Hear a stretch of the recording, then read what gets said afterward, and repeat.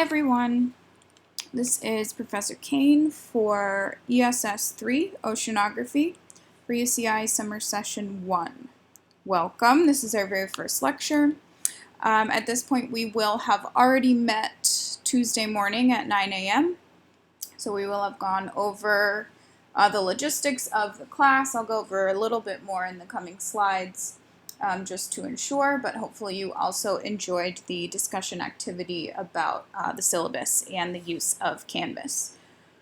So here we are in Oceanography, ESS3, but what is oceanography? It is the branch of science that deals with all things oceans. So the physical, chemical, biological, and geological components of our oceans. For this class, really, we're going to talk about more the physics or the motion of the water, the chemistry, what is in the water, and then the biology we'll get to at the very end of this course.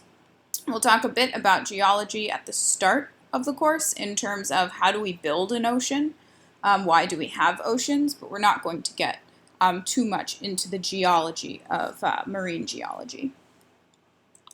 So a reminder, we should have met on Tuesday on Zoom, but I am Emily Kane. I just finished my PhD in ESS from UCI this spring. My research is studying glaciers in Greenland. Here is my email address.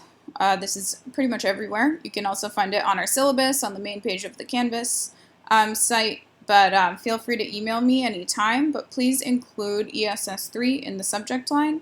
I do get a lot of emails, and I like to filter through at the end of the day, make sure I saw every student email, so I will search for ESS3. So please make sure that goes in the subject line so that I am sure to see the email. My office hours are going to be Mondays from 11 to 12 or by appointment. So if you need an additional time for office hours, just send me an email and we can figure something out. So our TA is Chris McGuire, as you also should have met him Tuesday morning. Here is his email. He is a grad student in the ESS department as well. He is an oceanographer. So perfect to have him helping us with this class. His office hours are going to be Thursdays at noon, so directly after our course technically ends on Thursdays. So it'll be right after the discussion section that we will have on Thursdays. You can stay on Zoom with Chris. So for this class, just a brief overview of the schedule. We're going to talk about the geology and the formation of oceans for the first week. The second week we'll start talking about water and motion of water, the different circulations, surface and deep ocean circulation. Week 3 we'll get into storms, tides, waves, coastlines. And then week 4 we will get into more of the life in the ocean, so productivity, plankton, phytoplankton, life in the oceans, and then week 5 will be more of the human impact and climate change in our oceans. And then the 6th week is just our finals week. We will have our final, remember, on the 28th on Canvas. So our syllabus, I know you have seen the syllabus already, but I just want to remind you that the lecture quizzes are designed to be completed along with watching this video or afterwards. It doesn't really matter, but the questions should be in order, and I think it will be really beneficial to have those questions or that quiz on Canvas open, maybe next to this video on your screen, so that as we're going through and you see the questions as I pose them in the lecture, you can directly answer them in the Canvas quiz. So for today's lecture, we're going to just do a brief introduction to oceanography. Then we're going to be talking about the origin of the Earth and our oceans, very, very brief history of the Earth. And then we will get into continental drift. So oceanography incredibly important. The oceans actually hold about 97% of all water on Earth. So almost all of the water on our Earth is actually in our oceans. So Earth System Science, that's the department that we are technically in. This is ESS3, Earth System Science 3. This is the science that studies the Earth as a whole system and the system of the many interacting parts of that Earth. So there's a lot of interaction from oceans to land to atmosphere to below ground. Earth System Science encompasses all of that. And the major components of the Earth system, we consider the atmosphere, the hydrosphere, the biosphere, and the geosphere. So in this class, of course, we will be focusing on the hydrosphere. So that is all of the water on Earth. So oceans, ice, lakes, rivers, water that's underground, all of the water on Earth.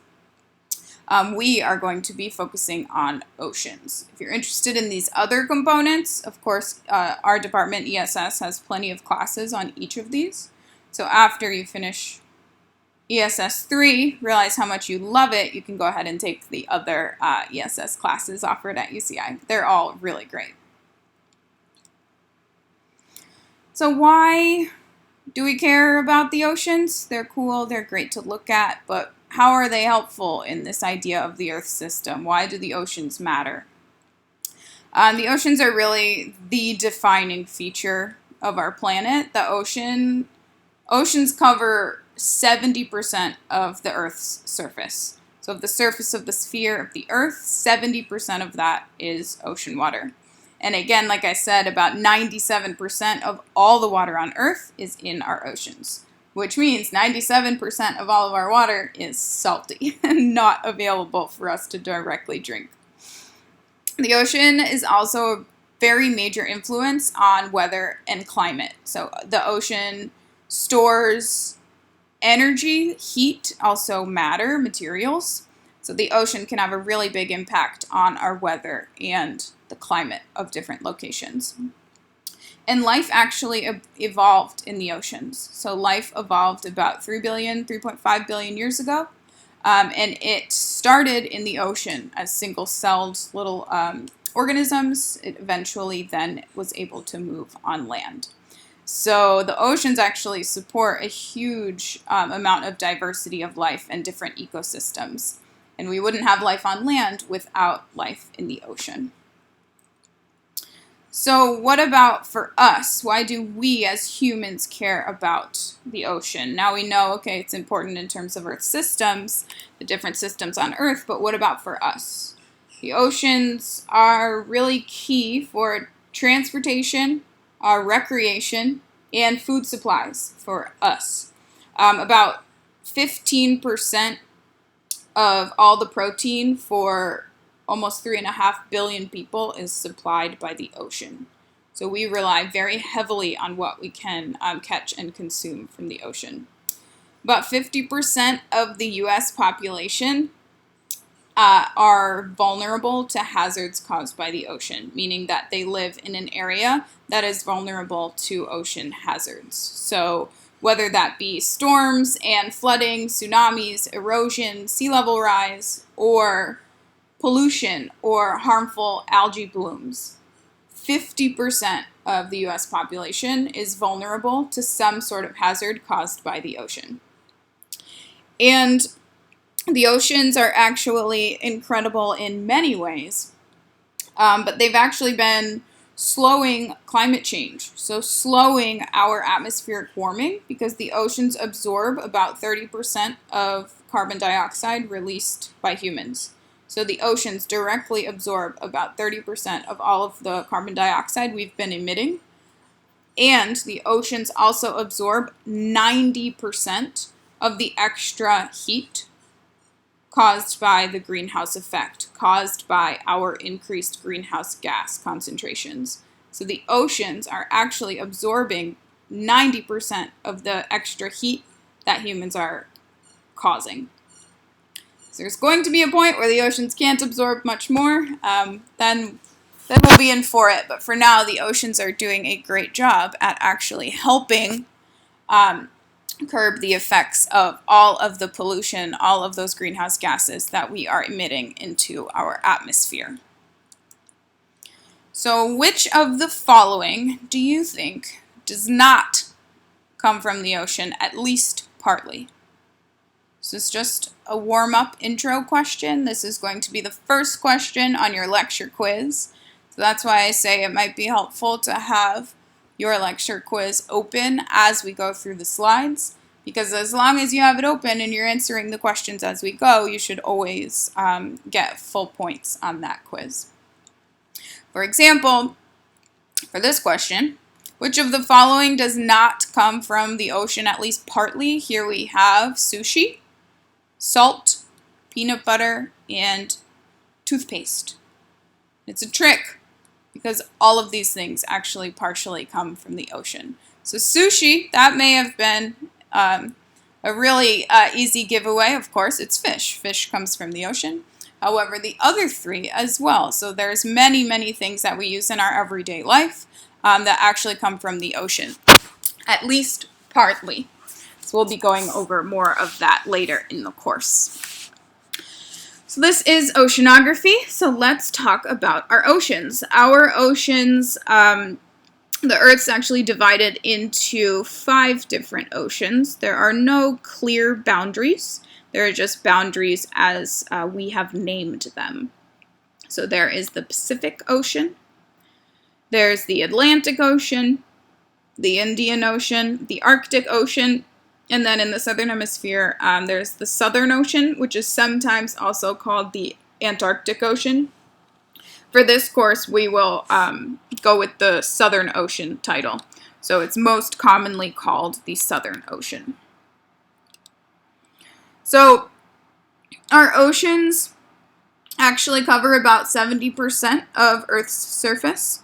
The Pacific Ocean is both the largest in surface and the deepest. So the deepest part of our ocean is the Mariana Trench, that is in the Pacific Ocean, 36,000 feet deep. If you were to compare that to the highest mountain on Earth, which is Mount Everest, the trench is actually deeper than Mount Everest is tall. So if you look here, our trench is actually deeper below sea level than Mount Everest is tall above sea level. So that is a pretty deep trench. And you can see that the Pacific Ocean makes up about half of our ocean water. So the Pacific is quite a bit larger than any of the other oceans. It's actually larger than all of the other 4 oceans combined. So when we start to think about science, as we are going to be through the rest of these next 5 weeks, we think about solving problems and answering questions in terms of natural phenomena. So natural phenomena that is governed by physical processes. So how can we physically explain this natural phenomena that we witness? What scientists do is you discover these physical processes, you make predictions, and then you test. This is what is called the scientific method. So science never reaches an absolute truth. The truth, however, is probable based on what has been observed and proven. So new observations allow for new conclusions and scientific progress in terms of we can become more and more confident in how probable your truth may be. So in reality, there's really no formal method to science, but the scientific method is the general method that all science goes through, and it looks something like this. So first things first, you recognize that there's an unsolved question or a problem that needs solving. So the next step would then be you formulate a hypothesis, which is an idea,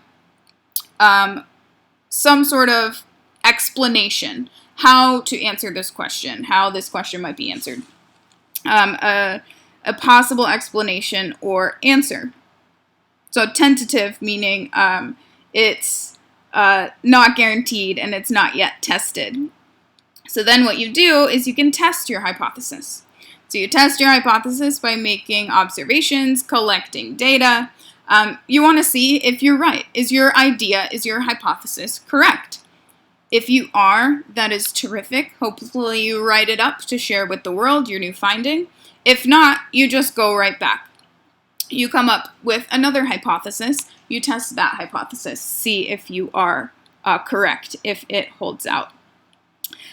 So a theory, when you see a scientific theory, this is actually an idea that has passed through this scientific method many times and has never failed. So something that has been tested by numerous different tests and studies by many different people and has not yet failed. So it is a theory which can be considered our scientific truth. A law or a principle is something that has been specifically demonstrated with no exceptions observed. So we can say something is scientific law if we have seen, observed, and demonstrated that it is true, and there's no exception. It is absolutely certain. So we will now get into the origin of Earth and our oceans. A side note is I'm going to try and break up these lectures. We are in a condensed 5-week course, so I want to break up the lectures into different pieces so that there's easy stopping points. If you want to stop the lecture, if you only want to watch half of it, then watch half a couple hours later. If you want to get up, get a snack. So when you see these heading slides, it's when we're sort of moving into the next part. And I'll always outline at the very start of the video the different sections that we'll be going through today, as I did with this one. So here we'll move into the origin of Earth and our oceans. This was part 2 of the day. And then the last part, part 3, will be about continental drift. So the goals for this section is you will be able to describe differentiation. You'll also be able to explain and label the different layers of the Earth. So looking at both composition and strength. And then you'll be able to explain how our atmosphere and our oceans formed and how they've changed over time. So a very quick understanding or preview of our solar system. How did our solar system form? It was a cloud of hydrogen and helium, mainly hydrogen and helium, left over from a previous supernova that started to gently, very slowly rotate. As this rotation persisted, gravity ends up pulling heavier materials together. Those materials then are growing, getting larger, and they start to move towards the center of this cloud. So the heavier materials, because of the rotation, move towards the center of this rotating cloud. The rotation starts to speed up. The temperature and the pressure start to build at the center of this cloud, which allows for nuclear fusion. This was about 5 billion years ago. And as we are still rotating, as the temperature is increasing, the pressure is still increasing at the center. We find more and more particles are coming together, combining together, moving towards the center of what is now our solar system.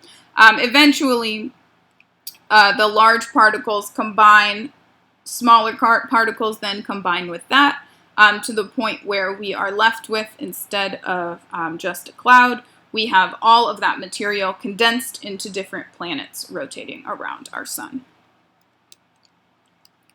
So our solar system, we have one sun, we have 8 planets, there is a huge number of asteroids and comets and moons. All of the objects have very regular orbits, and all of the orbits of these objects are determined by gravity. So the gravitational force of that object on the sun and that object on everything else around it. Planets, asteroids, and comets all rotate around the sun. It's the moons, however, that rotate around each individual planet, like ours, for example.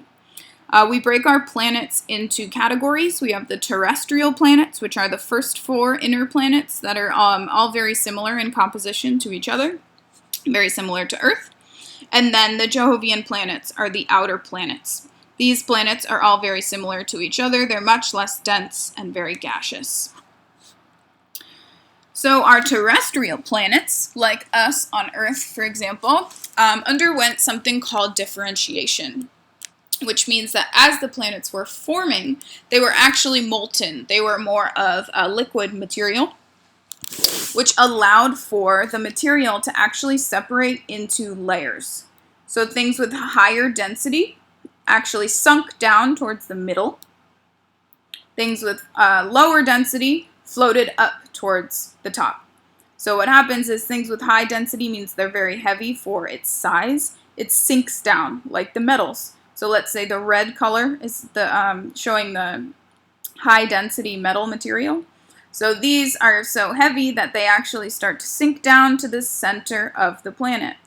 Things with much less density would end up rising up to make the outermost part of our planet. So these terrestrial planets, including Earth, have the heaviest, most dense material in the center, the least dense material at the surface. This is called differentiation, the process that caused this layering by composition as the planets were solidifying. So the structure of our Earth can actually be looked at in two different ways. So we classify the layers of the inside of the Earth either by chemical composition or by the physical properties. So if we look first at the chemical composition, which is outlined on this left side of the diagram, we see that the Earth is shaped a little bit like an egg. We have the crust on the outside is like the shell of the egg. It's very, very thin. The mantle makes up most of the material. That is the white, the egg whites. And then the core, the inner part of the Earth, is the yolk. So you can see this egg here is very similar to the way that our Earth is composed in terms of chemical composition.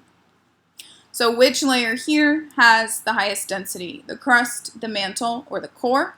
You're going to want to remember that differentiation topic that we just talked about. And a hint, it also tells you right on this slide. So the core, of course, is the most dense. It is the center part of our Earth. That is where all of our heaviest metals sunk to during differentiation. So the second way to look at the structure of our Earth is by looking at the physical properties. So not just the chemical properties, but the actual physical properties. So these sections are outlined here on the right side of this figure. So we have on the surface the lithosphere, then the asthenosphere, and then the mesosphere, then the outer core, and the inner core.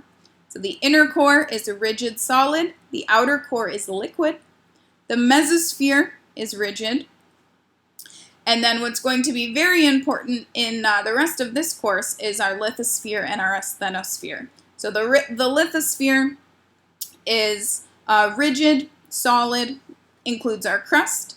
The asthenosphere is the top part of the mantle, which is plastic. So that means it is, it's not a liquid, it's not a solid, but it's more of a malleable plastic, like a clay, something that it's a solid, but it can also move and flow.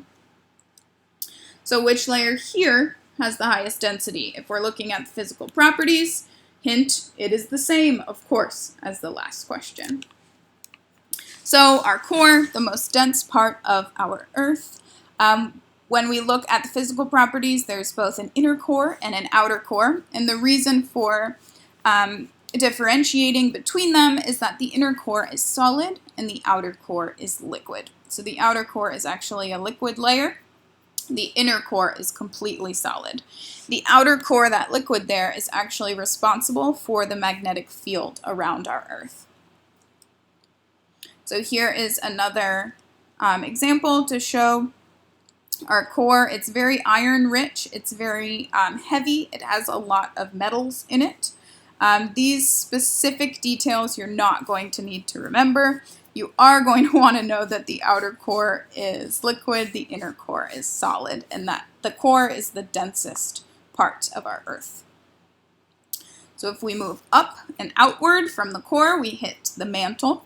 So the mantle is a solid rock layer in between the crust and the core.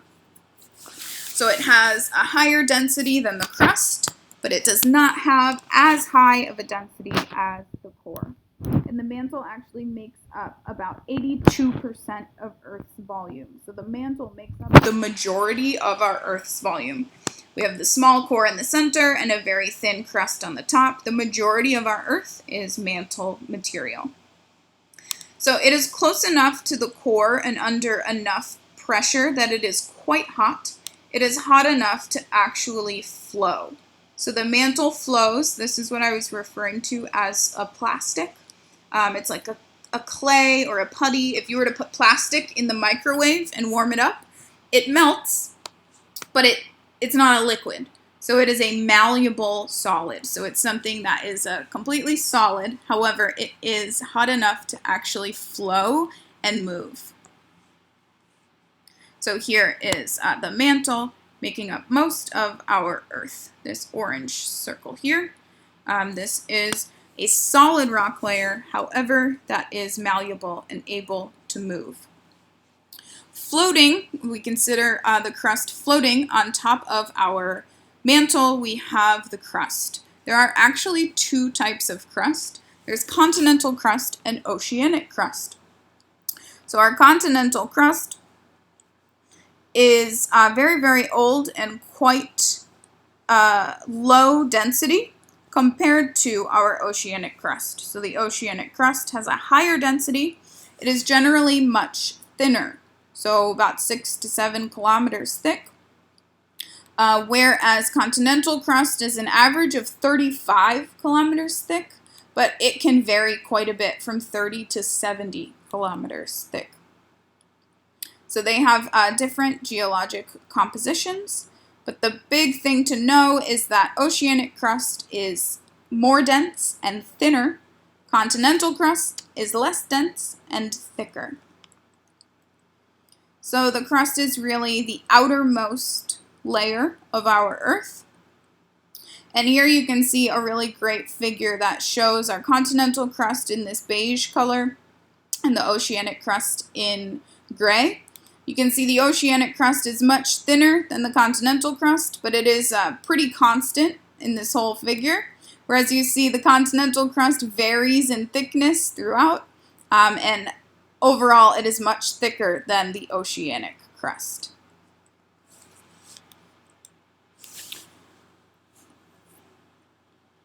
So here are some stats on the continental crust again and the oceanic crust. The difference between these two are very important for the rest of this class, so I want to make sure that we do understand. Continental crust is much thicker and less dense. Oceanic crust much thinner and more dense. What that means is that the oceanic crust actually sits lower on the mantle than the continental crust. Since it is so dense, it sinks down to the deepest parts of our Earth. That is why our oceans have accumulated on top of this deep part on the Earth. So the reason this is important is because we consider the lithosphere to be floating on top of our asthenosphere, or the crust floating on top of that malleable mantle material. So our oceanic crust, which can also sometimes be called oceanic lithosphere, for this class we'll just consider it oceanic crust. It's thinner than the continental crust, right? But its surface actually sits lower than continental crust. The oceanic crust is denser, and that's why.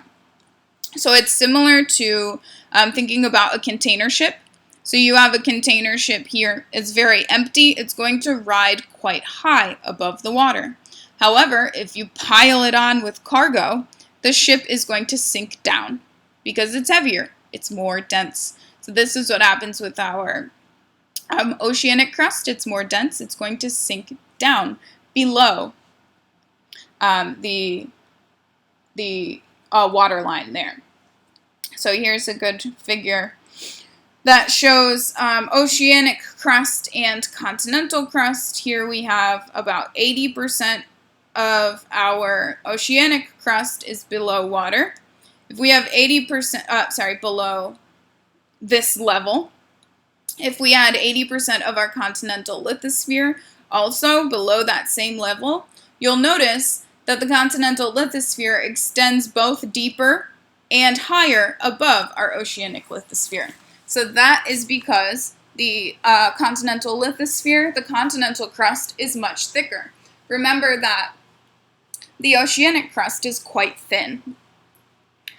So even if they had the same percentages, the same density, we would find that the continental lithosphere extends both above and below the oceanic lithosphere. However, that's not the case. It's really more like this situation here.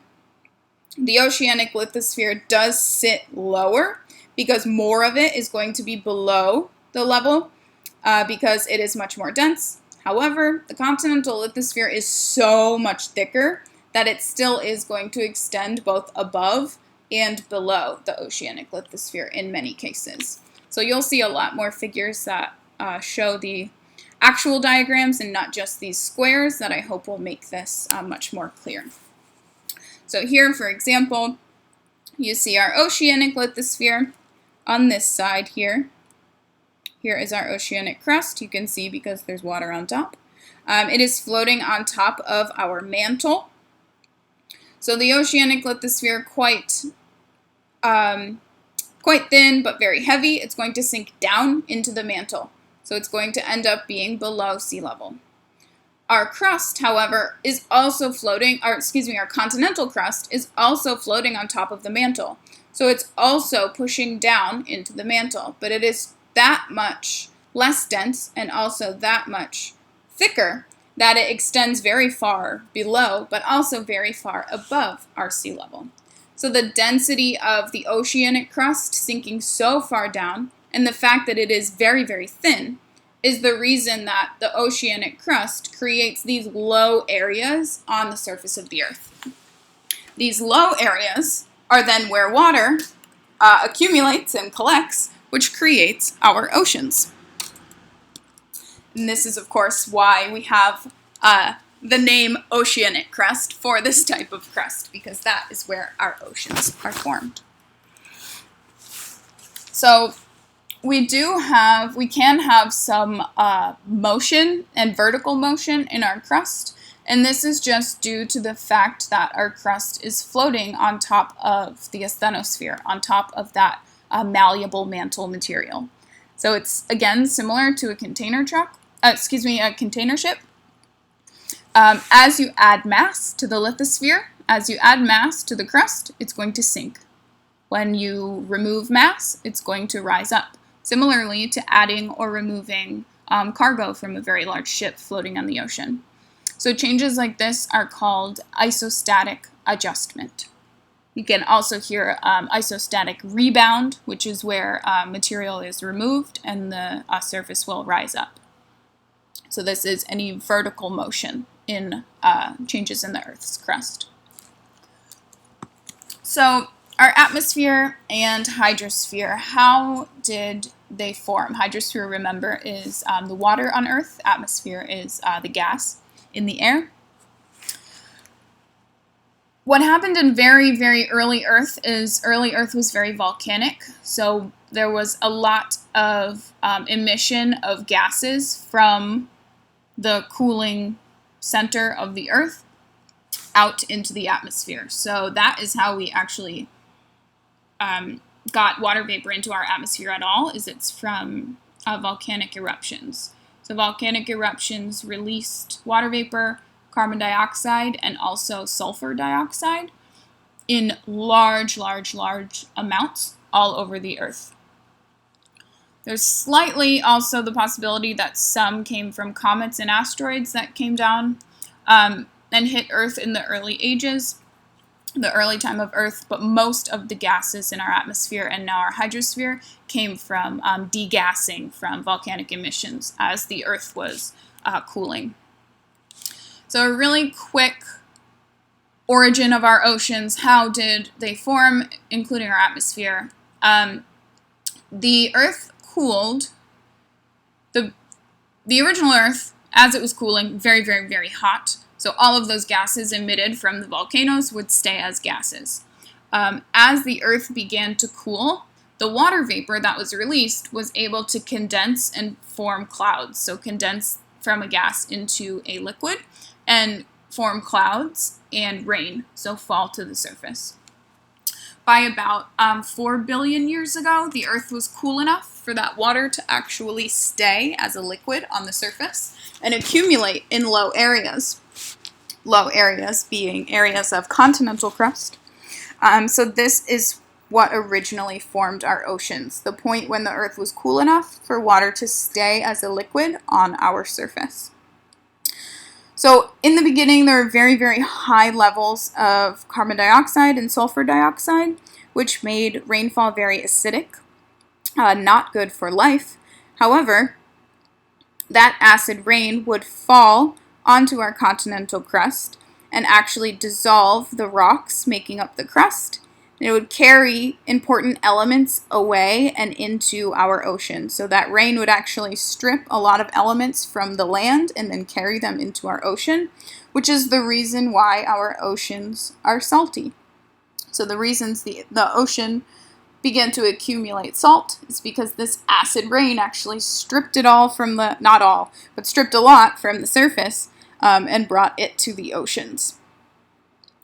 Volcanic gases also helped in adding to the salinity of our ocean. So it wasn't just the acidic rain, volcanic gases that ended up directly dissolving into our oceans also caused this salinity. So which are the 3 most common gases in our atmosphere today? Carbon dioxide, nitrogen, oxygen, water vapor, argon. Let's find out. All of these suggestions here are in our atmosphere, but there are 3 that make up almost all of the atmosphere today. Those being nitrogen, oxygen, and argon. Nitrogen makes up 78% of our air, of our whole atmosphere. Oxygen makes up about 20%, and then argon makes up a little less than 1%. Everything else is in very, very, very small quantities, so very, very, very small percentages of everything else in the atmosphere. So why nitrogen and argon? They were released by volcanoes in very, very small amounts. So nitrogen was released in quite small amounts from those volcanic eruptions. Argon was actually released as radioactive elements in rocks decay. It can release argon. But the amount of nitrogen and argon in our atmosphere just was able to continue growing and growing and growing and growing over time, because neither are able to dissolve into the ocean, and they're chemically inert, which means they don't react with anything. They just hang out there. That's it. So nitrogen and argon just continued to increase in amounts in very, very small ways, but over billions of years, the nitrogen and the argon have accumulated to make up most of our atmosphere. We get a lot of questions about why nitrogen and argon. How are those the most common when we don't really ever talk about them? It's because they are not that interesting chemically. They do not react, and they don't interact much with our oceans. So they make up the majority of our atmosphere because they are a little bit boring, in my opinion. They don't do very much, so they've been able to accumulate over time. So the biosphere being life on Earth. How did our biosphere begin? So we're going to talk a lot about life in the oceans in week 4 of this class. So hang on tight if that's what you're here for.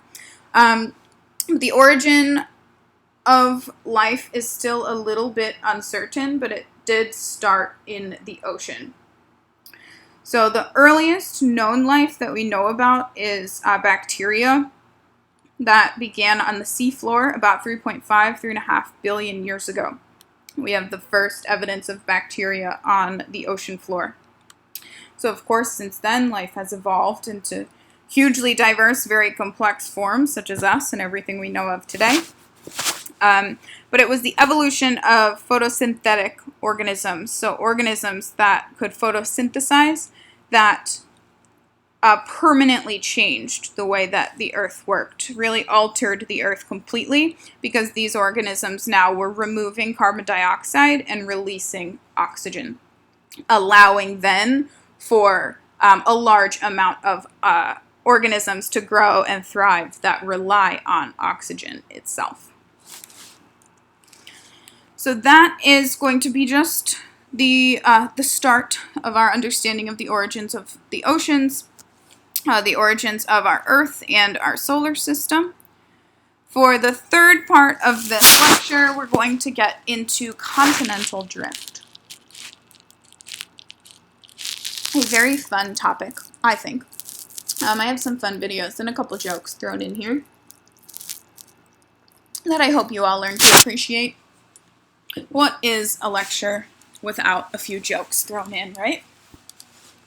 So here we will start talking about continental drift. So remember what you just learned about continental crust and oceanic crust and the malleable mantle. It's all going to come back into play.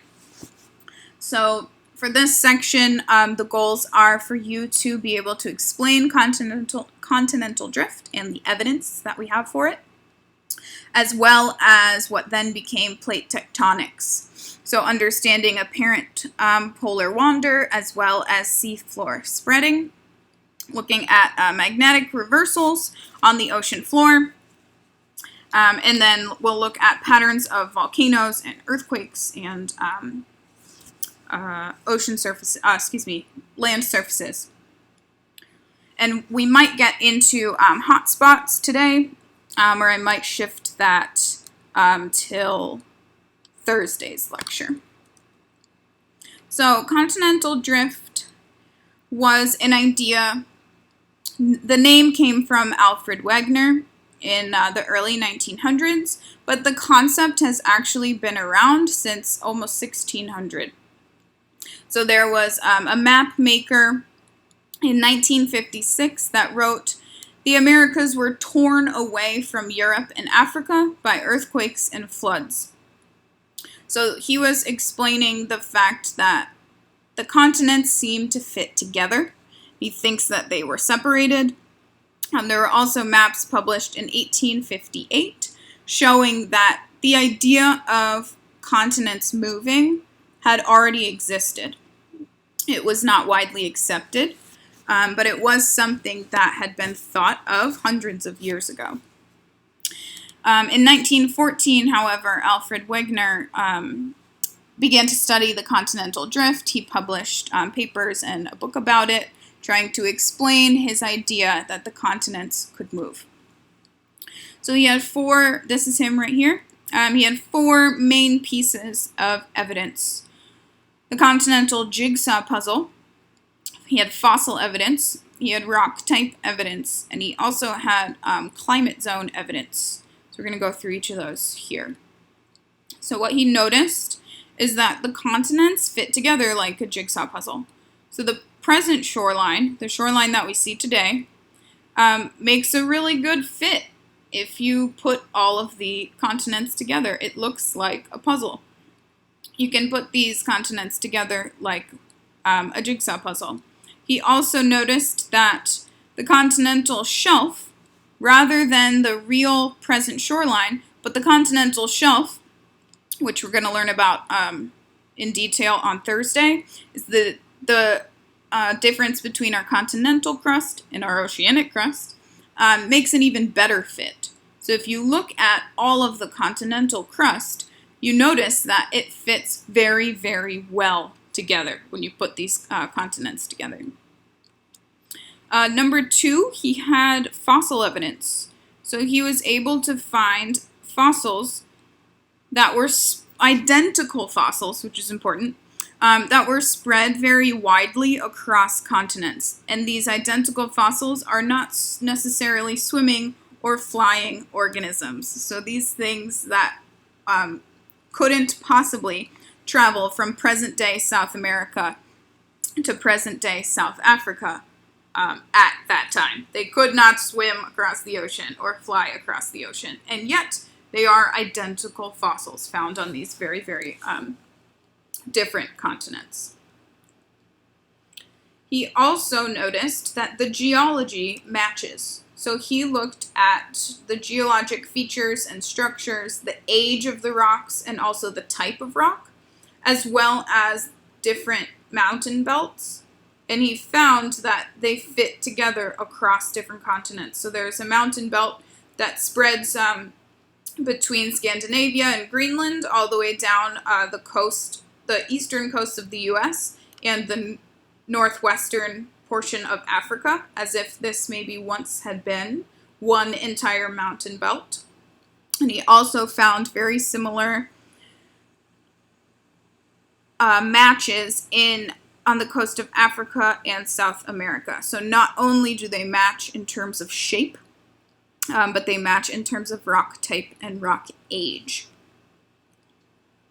And then his fourth piece of evidence was that when looking at ancient climate data or ancient climate observations of these areas, the distribution of the continents did not make sense. So there were coral reefs and tropical places that were not where they are today. So for example, Australia has glacial deposits.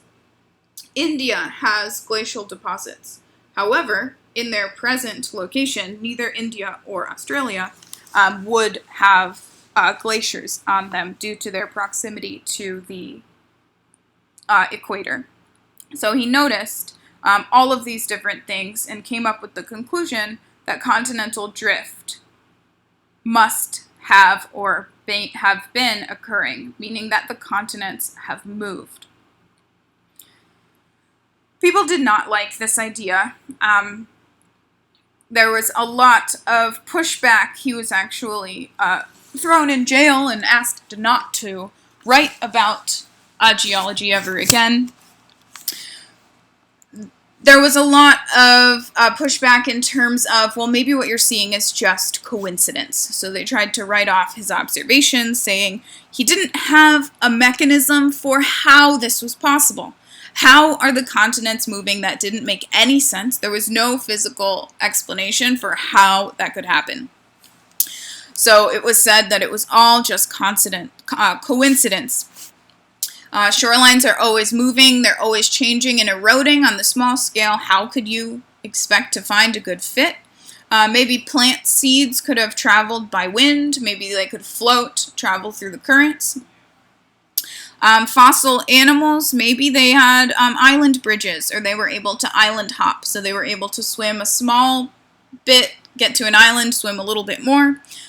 Maybe he was wrong. Maybe his geologic timescale, his understanding of the different rock types and the ages of the rocks was incorrect. The main piece of sort of evidence against him was, how do you move continents? How do you fight the friction on the surface of the Earth to actually move continents across the Earth's surface? That, at that time, made no sense. There was absolutely no suggestion of a mechanism that could cause this to happen. So he could not explain it. He was sort of laughed out of town. And then about 30 years later, there had been quite a bit of technological advances. We are really beginning to understand the Earth, especially the oceans and the ocean floor, a lot better. Data collection increased. Our ability to collect data and understand that data increased, increasing our understanding of the Earth. And what came of this is what we now call plate tectonics. So plate tectonics is essentially an updated continental drift. So in the 1950s and 60s, all this new technology that was booming at the time allowed us to look at our ocean floor. So actually map features on the ocean floor. Also look at paleomagnetism, which is analyzing the magnetic field in the past using different rocks, as well as look at patterns in the location of earthquakes. So these three main things were actually able to show us that the continents, in fact, had moved. This we proved with what is called apparent polar wander. And we were able to find, I'm saying we in terms of just the scientific community, was able to find the evidence on how the plates, the continents, were actually moving, which is what is called now called seafloor spreading. So seafloor spreading, this is how our continents move. In World War II, the oceans were really heavily mapped to try and understand, have a really detailed map of our ocean floor. And oceanographers were actually, they were quite surprised as they started learning more and more about the depth of the ocean, which is called bathymetry. They found that the deepest parts of the ocean were actually near the continents, were actually near the land, not in the middle. They also found that there's a mountain range that runs through every ocean basin. So it's an underwater mountain range, but there's large mountain ranges in every ocean basin. They also found that there's submarine volcanoes or underwater volcanoes in lines across the ocean floor that no one knew about. There's actually nice, neat lines of underwater volcanoes that were previously unknown. So this is a current map of a very updated map of bathymetry, or depth of the ocean floor. You can see here going from dark blue being deep, light blue being shallow, and then the topography is in the yellow to green scale on the continents. But you'll notice that there's this ridge, this underwater mountain range, which is a little bit shallower than what's around it. Was one of the really surprising things that the oceanographers found, was that there are these underwater mountain ranges running through all of our oceans. There are also all sorts of underwater volcanoes that people did not know about at all.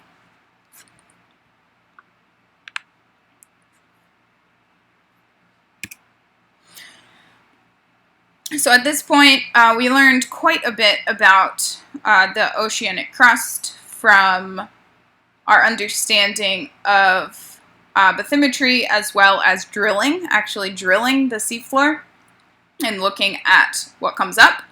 So what was found was that oceanic crust is actually covered in sediment. There's actually layers of sediment. It's not just rock. There's some loose, unconsolidated sediment on top.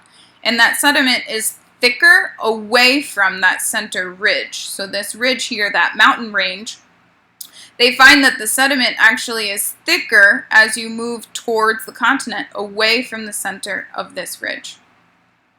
And they found that these ridges, they call them mid-ocean ridges, it's an underwater mountain range, runs through almost every ocean basin, very similarly to like a seam on a baseball, but each one has very high heat flow. So there's also a lot of heat being produced at these mid-ocean ridges. So Harry Hess is the man that next described how these continents may be moving, and he called it seafloor spreading. So this was in about the 60s, and what he proposed is that there's magma rising up at these mid-ocean ridges, causing that underwater mountain range and causing that increase in heat. And then what happens is as you rise magma up towards the surface, the crust is pushed away in either direction, causing motion of what is on that crust. So he was saying that magma comes up, as it cools, it moves away from the ridge, moving the continent. But what he couldn't quite understand is if you're constantly creating crust, you must also somewhere be destroying it, because the surface area of Earth is not changing. So they couldn't quite understand at this point how crust was being destroyed. So they knew there must be something like subduction, something where crust is going back into the center of the Earth, but they really could not quite explain it at this point.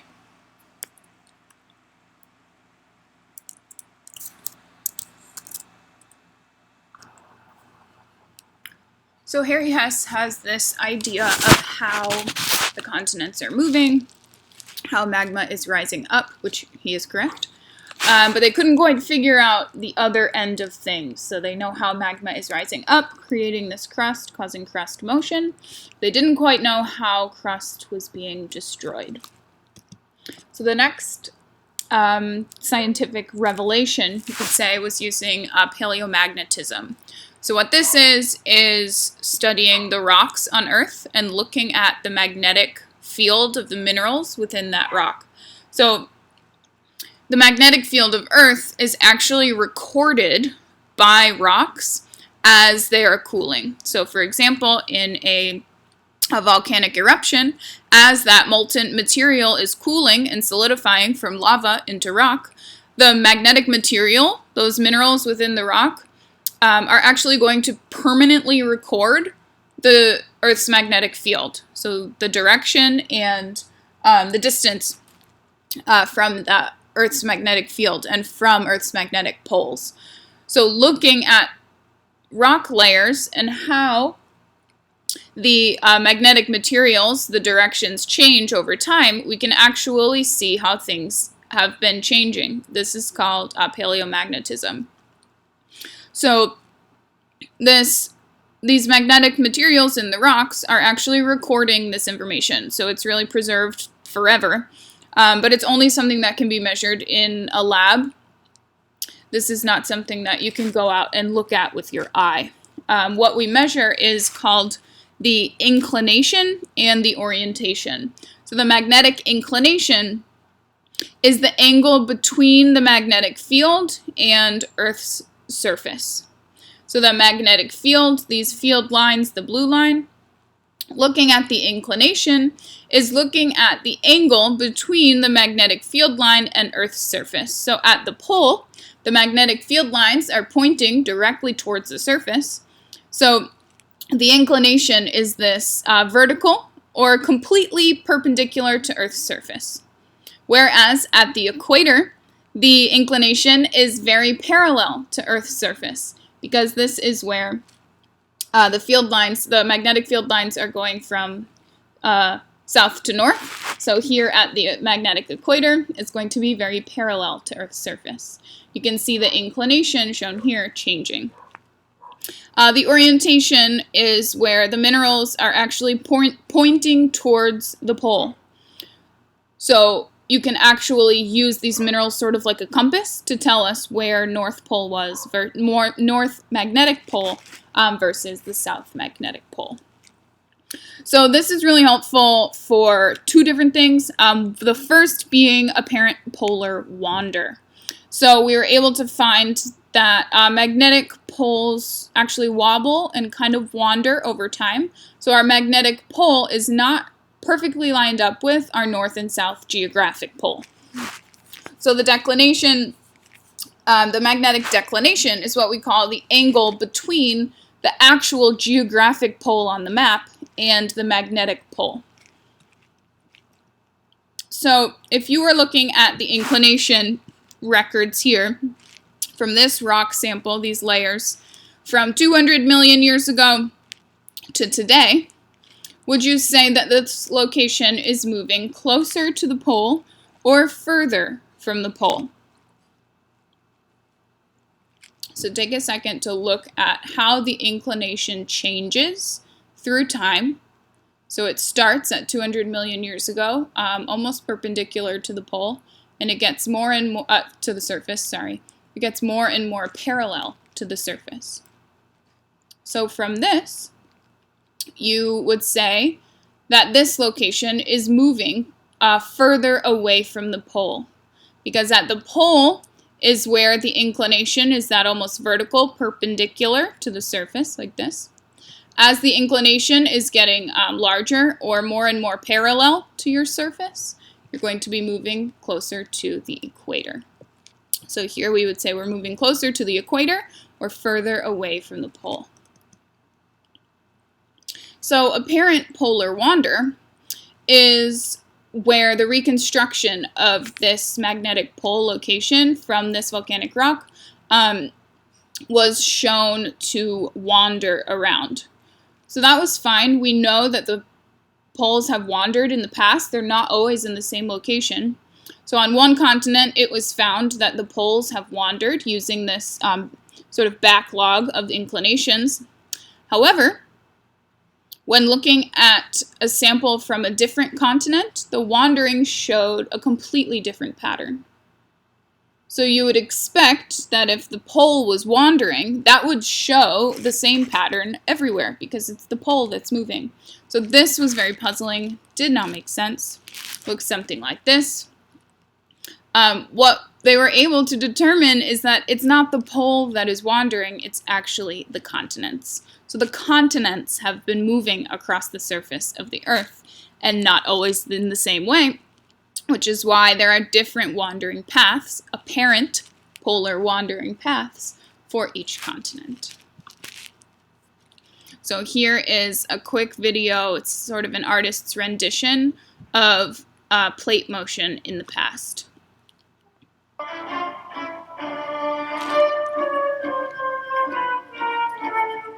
It starts about 500 million years ago.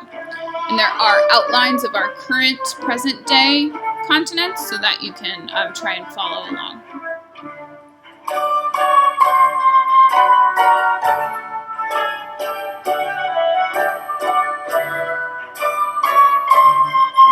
The white there shows a glaciation, so that was all covered in ice at that time.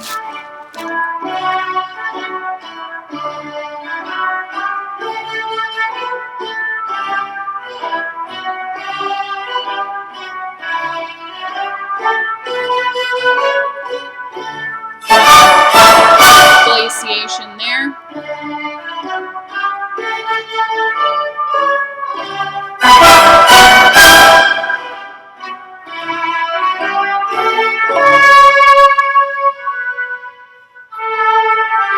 Now it might start looking a little more familiar.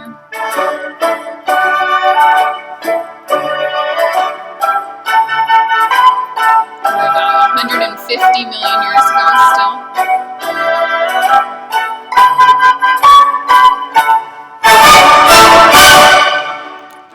Yikes.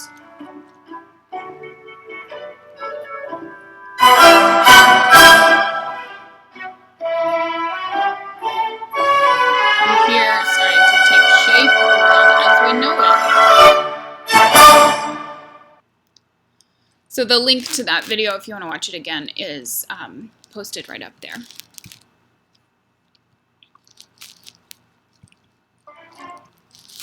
Here we go. So, oops, sorry. So more evidence is, again, using this paleomagnetism, but instead of looking at the angles, looking at the direction. So looking at what we call seafloor stripes. So the polarity actually switches through time. So north and south magnetic poles actually reverse. So normal, what we call normal, is where the north magnetic pole is at what we call the north of our Earth. When it reverses, it's in reversed polarity, so we actually have the north magnetic pole at our south geographic pole. And this is, again, captured by the magnetic material in our Earth. So the magnetic orientation, like I said, is where the magnetic material is actually going to point towards the north magnetic pole. So we can see these different stripes in our Earth's surface as whether or not we were in normal polarity or reversed polarity. And we can actually see changes between these layers to determine when the reversing or the switching back actually occurred. So this is only useful when we're looking at new rock, because the paleomagnetism information is only solidified and imprinted in the rock when that rock is cooling. So when the lava is actually cooling into rock, the magnetic material is going to preserve this information. So what we can look at is actually seafloor or new seafloor crust. So you can see it also in volcanic rock layers. So each of these different stripes, as we call them, the dark color shows the normal, the lighter color shows reversed. So they aren't actually striped in color, but that is what the diagrams are all going to show. So you can easily see the switch from normal to reverse to normal to reverse. So we can use this same concept, but on our new oceanic crust to determine when these switches occurred. So at our mid-ocean ridge, that underwater mountain range in the middle of all of our oceans, this is, as Harry Hess tried to explain, this is where the crust is actually moving apart and new magma is rising up, creating new oceanic crust. So this new crust, as it cools, is going to record the magnetic information. So record the direction of the magnetic field. So as you can see here, the arrows are pointing one way where it's shown in gray. The arrows are pointing the other way where it's shown in orange. So we can actually see how the magnetic field has changed over time as this new crust that continuously is formed records that information. So here is a little video showing sort of how that works. So you see the magma coming up in a reversed or the white time. Then it's going to switch, the magnetic pole switch to normal, go back to reverse, switch to normal again.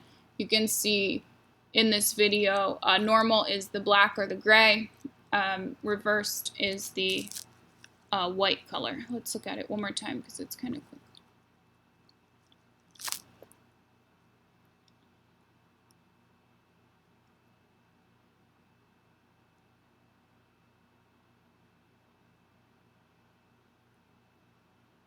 So you're going to learn much more about mid-ocean ridges and everything else that's happening in this video in part 2 of this week, so in the Thursday lecture.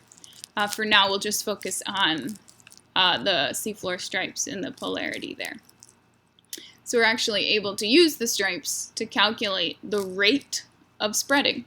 So we can calculate the age of a certain spot on the seafloor if we know how fast this is moving, how fast the spreading is occurring, or what we call the spreading rate. So if you use the time scale here on the right of this diagram, when did the continents, which are in green, start splitting apart? So here we have our continents, here we have our mid-ocean ridge. Take a second to try and figure out when the continents started splitting apart. Keep in mind that the newest crust is always going to be right at the mid-ocean ridge. So at the mid-ocean ridge, the age is 0. So if you use this time scale, you would think of 0 being right here at the mid-ocean ridge.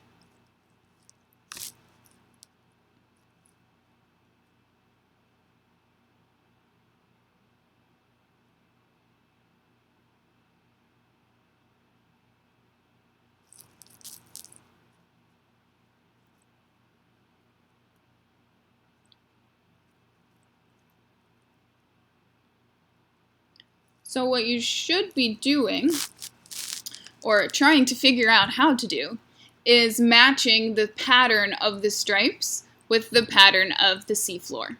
So here we see at 0, we have a nice large white stripe, and then a sort of medium black stripe, a smaller white stripe, and here we have labeled at 10 million years.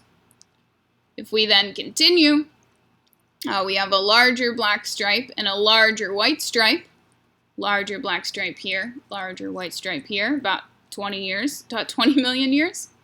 If we look at where the continent is, we see the age of that continent would be somewhere right here around 30 million years. So 30 million years ago, these continents started splitting apart.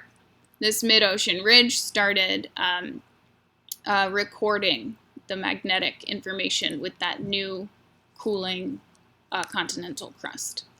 The answer here should be 30 million years. So plate tectonics is now known as true. The name is updated from continental drift, and our understanding is definitely updated, but it all comes back to exactly what Alfred Wegener said. Sea floor spreading and the polarity and the sea stripes proved exactly what was happening, as well as the fact that the continents are actually moving relative to each other, so that apparent polar wandering. So here is a little bit of comic relief for you all, as we only have a few more slides left.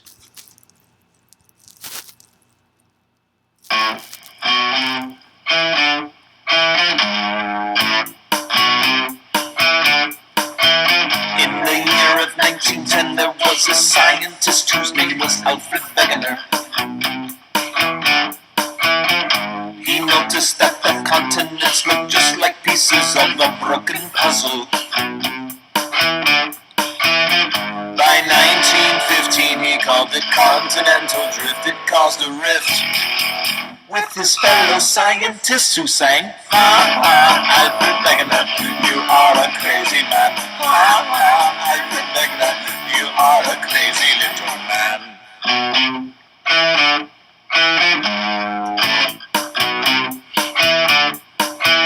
They reminded him he had no proof for how or why the continents could do this. And until you show just how or why, you merely have one interesting hypothesis. Until this evidence we see, you don't have a theory. Ha ha, Alfred Wegener, you are a crazy man. Ha ha, Alfred Wegener, you are a crazy little man.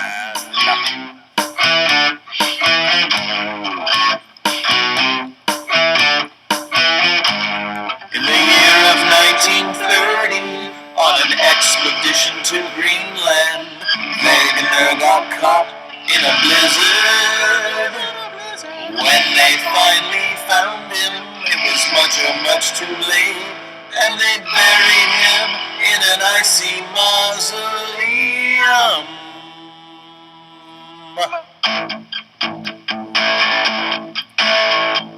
30 years after he died, a new idea came to light.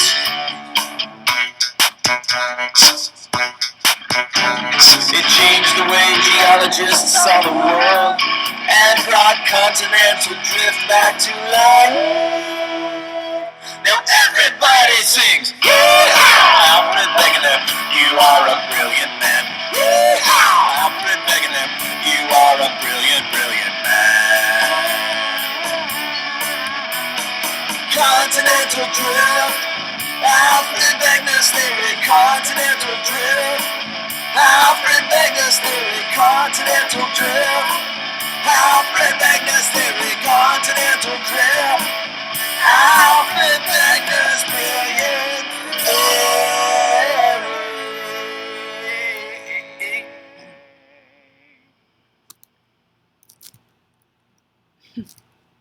Quite possibly my favorite part of the entire class is being able to show that hysterical video. So I hope you remember poor Alfred Wegener's song. And I hope you have that song stuck in your head for many, many days to come, as I know that I will. So the theory of plate tectonics, we do now call it a theory, is that the outer rigid shell of our lithosphere is broken into plates, broken into pieces. They are rigid. They are called, we call them plates. And they actually move against each other relative to each other. They float on top of that more plastic asthenosphere, which we talked about in the beginning. So plate tectonics is actually really amazing. It explains continental drift. It explains volcanoes, earthquakes, where and why they happen. It explains oceans versus continents, mountain ranges, trenches, rock patterns, different distribution of fossils. Understanding plate tectonics was a really, really key component to geology and to understanding what has happened in the past on Earth. So a little bit of a reminder, we have the lithosphere, floating on top of our asthenosphere. The asthenosphere is that malleable solid mantle layer. It can flow very, very slowly. The lithosphere is the uppermost layer, including the crust, so it's really strong and rigid, floating on top of our asthenosphere. So again, the lithosphere, this is all very important, that's why I'm repeating it. I want to make sure there's no confusion. The lithosphere can be broken into continental crust, which is very thick but low density, or oceanic crust, which is very, very dense but very thin. So our continental surfaces stand up higher than the oceanic surfaces, which is why the ocean water accumulated in the lowest areas, which is on top of that denser oceanic crust. So here is a map of our plate boundaries. So here's North America, for instance. These different colors are showing the different plates. And we can also see, here's a map of our earthquakes. So all of the earthquakes that occur, you can see that that matches up quite well, the earthquakes with the plate boundaries. We can also see the volcanoes. So volcanoes in red also occur right along our plate boundaries. So as we look at plate tectonics, it helps us explain earthquakes and volcanoes, both how and where they occur. So with plate tectonics, we have boundaries between all of these continental plates. So we're going to get into the details of these three types of boundaries in the next lecture. But just to start, we have divergent boundaries, which move apart. They diverge from each other, for example, like at our mid-ocean ridge. We also have convergent boundaries, which means they move towards each other. They converge. And then there are transform boundaries, which slip past each other. They're not moving towards or away, they're just sliding against each other. So these are the three main types of boundaries. The big question might be, why are the plates moving really in the first place? Okay, they're in pieces, they float on top of the asthenosphere, but why do they move? It's due mostly to convection in the mantle. So remember, the mantle is that malleable, movable, flowable material. The material will rise as it gets hot. As it cools, it'll sink back down. So just like boiling water, we have that convection within the mantle material. And then there's also different forces of either being pulled or being pushed by something else already in motion. So being pushed would be something that's called ridge push force. The difference in height of ocean floor actually causes a difference in the gravitational push. So the gravity on something larger versus something smaller will be larger versus smaller. So that can cause additional motion, as well as one thing begins to move, for example, as something starts to subduct into the earth, as it starts to sink, it's just going to pull the rest with it. So that inward motion towards the center of the earth is going to continue pulling the crust behind it. So the majority of the motion is caused by convection. These other two forces are additional forces causing the motion to continue. So there's a couple ways that we look at the speed of plate motion. One is called relative plate velocity. So that's looking at the motion relative to another location on another moving plate. Or absolute plate velocity, which is motion just relative to what's underneath. Motion relative to the mantle beneath, not relative to another place on the surface of the earth. So we will get much more into plate tectonics and the details of plate boundaries in the next lecture, but I'll leave you with this nice photo of the different plates here shown separated by different boundary types, as well as the motion arrows. So we have relative plate motion in black, and then absolute plate motion in red. So this is all of the motion all together on this graph. So next week, not next week, on Thursday, so week 1, part 2, we're going to talk in detail about plate boundaries and hotspots. So remember that after watching this video, hopefully you completed the lecture quiz while watching this, or you can do it right after.